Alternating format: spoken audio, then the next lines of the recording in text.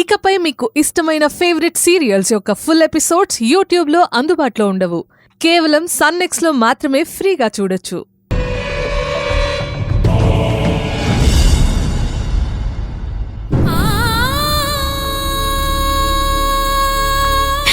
చెయ్యని నేరానికి నా చిన్నయ్య అన్యాయంగా జైలుకి వెళ్ళాడు. చిన్నయ్య నిర్దోషని తెలిసినా కూడా నేను కాపాడుకోలేకపోయాను. సంతోష్, కాపాడుకోలేకపోయాను. అత్తయ్యకి చిన్నయ్యని బెయిల్ మీద తీసుకొస్తాను, కంగారు పడొద్దని అబద్ధం చెప్పి వచ్చాను.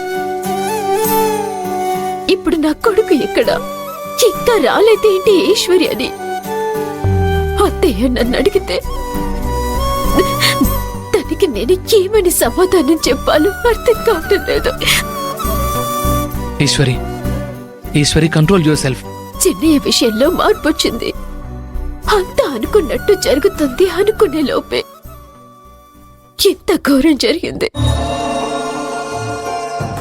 చిన్నయ్య నా కళ్ళల్లో సంతోషం చూడటం కోసం నేను మారుతాను ఈషు, మంచి పేరు తెచ్చుకుంటాను ఈషు అని ఎన్నోసార్లు చెప్పేవాడు.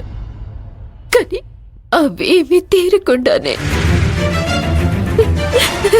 నా చిన్నయ్య జైలుకి వెళ్ళిపోయాడు. చిన్నయ్య నన్ను క్షమించు, నన్ను క్షమించు. ఈశ్వరి, ఇలాంటి సందర్భాల్లోనే ధైర్యంగా ఉండాలి.